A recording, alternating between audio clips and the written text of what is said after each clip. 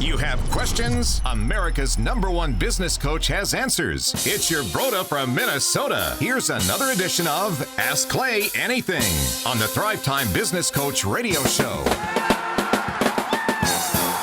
Oh, yes, Dr. Z. I'm telling you what, I'm fired up. You're going to love this question. Bring it on, Donkey Kong. You're going to love this question. And do it. You know that song by, it was the Gatorade song, and it's like, let me get my cowbell ready. Remember that? But it was like, we're watching TV, and you'd be watching a Bulls game on a Sunday. Oh, yeah. And it'd be Bulls versus like the Knicks or something, and Pat Riley's all furious, and Michael Jordan's somehow winning. And then you had some. Really, somehow. Sometimes I dream magical that he is me. You got to see that's how I dream to be. Remember the Gatorade commercial? Yeah, I do. Sometimes I move. Sometimes I groove like Mike.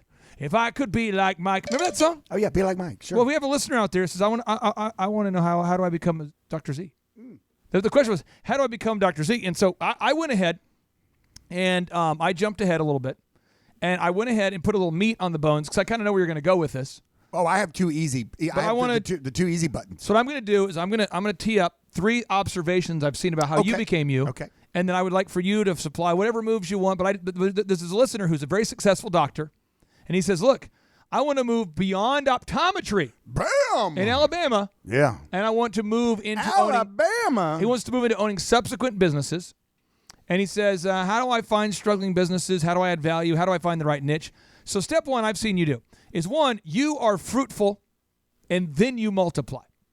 Amen. I've seen you, hey, I'm going to make my first business successful. And when I say successful, I mean making a lot of money, where you're not working in it and it's making a lot of money before you would ever think about doing the second business. Correct. So your first business, the optometry clinic, how long did you run just that company before you knew it was time to open up the other business? And how long did that, and what was the next business? The next business was with Sleep Center, and that was about 7 to 8 years after I had the optometry. Maybe 9 if you, depends on exactly when, you know. So like 7, 8. It's 8 years. So 8 years in one business before you did the second one. Correct. And then it went faster, and then the next one was 3 or 4 years. So step 2, I've seen them. This is what I've seen. And again, you go as long and deep as you want on this thing, but I just want to make sure that I'm supplying just what I've seen you do. Step 2 is I've noticed that you always will hire high-quality managers, and you will set up what I would consider to be golden handcuffs, golden parachutes. But the idea is they're getting paid very, very well to manage the business. These are not entrepreneurs necessarily, people crazy enough to go out there and start their own business and make very little profit for 7 years in order to delay gratification to start their own thing. These are capable, qualified managers who you've mentored and you've trained. So now whenever they have a rough situation, a tough decision point, they say, "What would Z do?" What would Z do? That's right. But you pay them well, and you got high quality managers. If you don't, somebody will.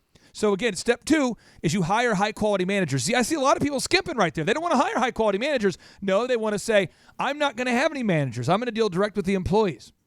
Or the other thing that you could do, too, this is a fun super move. Ooh, fun super move. Is you find a super dude, or super person that is excelling in their industry.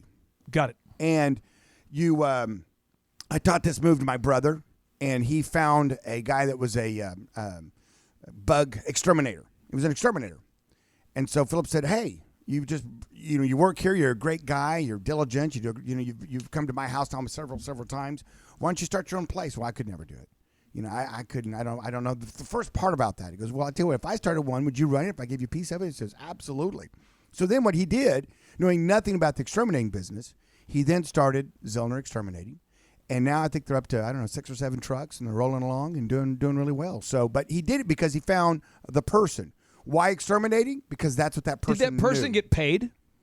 Yes, he paid him. And then he paid him. See, I see a lot of entrepreneurs, though. See, I want to make sure we're getting this. Step 1, you got to be fruitful enough to pay somebody. And then he gave him sweat equity of I think 10%. Okay, 10%. So now the guy's an owner. So now the guy's getting paid and he's becoming an owner. Right. Okay. And I think he had it to where, it all vested if he stayed around so long. And then he's taking good care of him. And so now they're rocking along. He's got a partner that's running it. And yet he still owns the vast majority of it, making all the high-level decisions and running it. But then he has a guy that knows what he's doing and is rocking on with it. So I see step 1 typically not going like this. I see step 1 typically not being let's be fruitful then multiply. This is how I see step 1 typically working. Yeah. My first business is not really doing so well Not right so now, well. but I got this new idea and it is going to be a home run.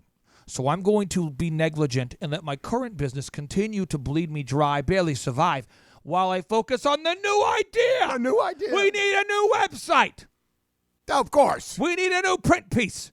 All right. We need new territory. We're going to a change new the logo vision. every week. I am now going to hop from the food industry into the fitness industry with no knowledge and not enough capital to afford to pay anybody. Let's go. Let's go. Ah! That's a great idea. Doesn't work. Doesn't work.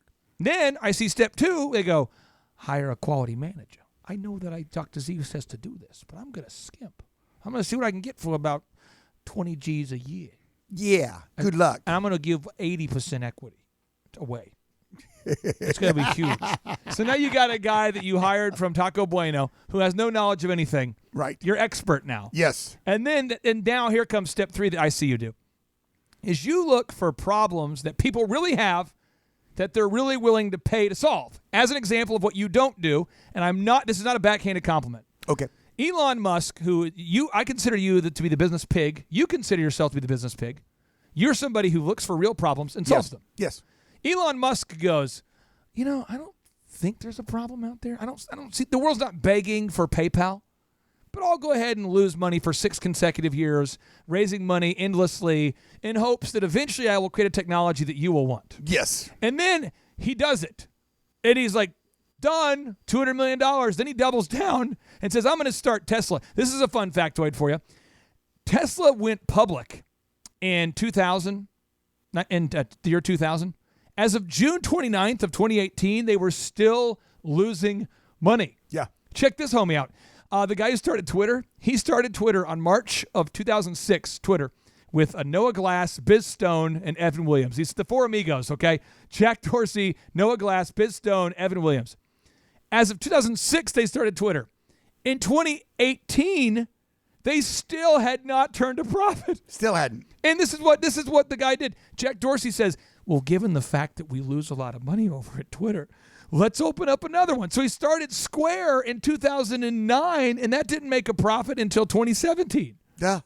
I don't see you losing money for 8 to 9 consecutive years. You can't. No. You cannot do that. I mean, your mindset can't be that way. Now, those guys are deep thinking, and they're deep. They're what I call deep sea fishing. I'm just saying though, you can't be find a good pond and get some big bass. If you're out there listening right now, stop reading books about Henry Ford. I'll tell you that guy lost it all 5 times. Yeah. You're like, yeah, but he changed the world. Well, let me tell you what, you're probably not going to. Yeah. That guy's a freaking genius.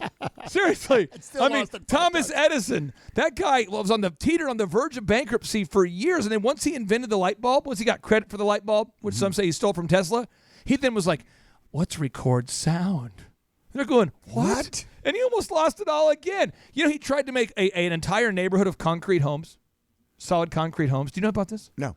Yeah. He took all of his fortune and tried to make an entire development of concrete homes. And guess who bought it? Nobody. Because that's weird as crap. They're like little tubes. Another example of what Jeff Bezos, 9 years in to Amazon, they're going, hey, are you going to make a profit here, Jeffy? He's like, out of his parents' garage. Yeah, and he asks his parents for all of their savings. I know he's the richest man in the world. Right. So I'm saying, quit reading stories about these people, Jeff Bezos, Jack Dorsey, Elon Musk, unless you're a sick freak, and start reading stories. By the way, you got to write that book. I'm going to. Start reading books about the business pig, because the business pig, he goes, here's the deal. My brother sees bugs. I am aware of bugs. My brother says, I want to make time freedom. And you say, brother, let's connect. Let's talk. You man cave it up. Next thing you know, you have how many trucks? He's got 6 or 7 now. Yeah, you look around, you go, hey, there's banks. You guys are familiar with the concept of banks? You weren't the first one to invent the concept of banks. No. And you're like, let's buy a bank that's not doing well. You got to use one. Might as well make money on something you got to use. A buddy of yours comes to you and says, I am the president of a bank. Sean Copeland says, I'm the president of a bank. I think he was the head of Grand Bank at the time or something. But he's like, hey, come deposit money in my bank. I said, no, let's just go buy our own bank. This is how the business pig works. Exactly. And then you go, hey, I have a theory. There are already optometrists on the planet. Yes. Let's just make a better optometry clinic. Why not? But that's so different. Other people want to reinvent the wheel, change the universe, and that's painful. It's painful. It is really painful. So you find something that maybe you can do, another little super move in this 3-step move that we're going over right now. Give it to us. 3-step observations. Yes. is anything you can do vertically integrated. Anything that you could do that it feeds off of your current business that you have. I love that. And so you want to, if there is a sector, for example, I opened up a sleep center. It was a sleep diagnostic center. When you say sleep center, is that a homeless shelter? No. Oh. Not currently. Sorry. It's called Dr. Z's Sleep Center. Now I have a different picture in my mind. Yeah, you got to give me 6 hours of sleep, hook up 24 electrodes to you.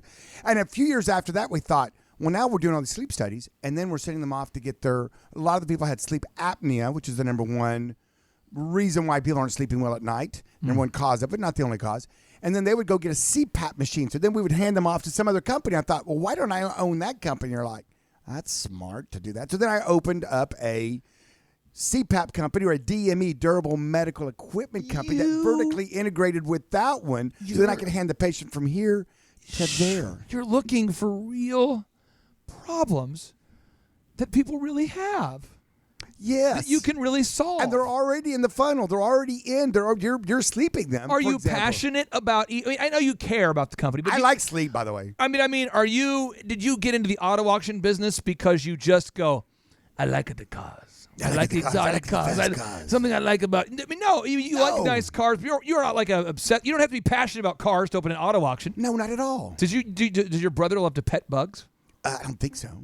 You could have a bug do you like to touch fetish bugs? I don't know about. Is there any way I could touch your bug? I tell you what. I want to touch the bug, please. Is that a bug?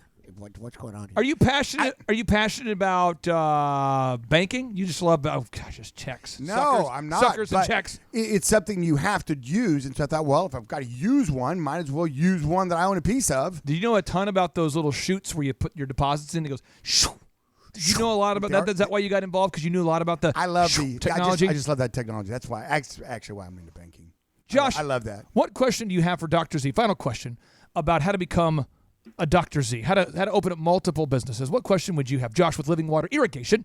What? So my question, Dr. Z, would be, so obviously you've been tremendously successful in our market in the local area. Why did you not choose to have 17,000 Dr. Z's two-pair for $99? Well, number one, in Oklahoma, there are a set of rules that until they're questioned in the court of law, they are the governing rules of my organization.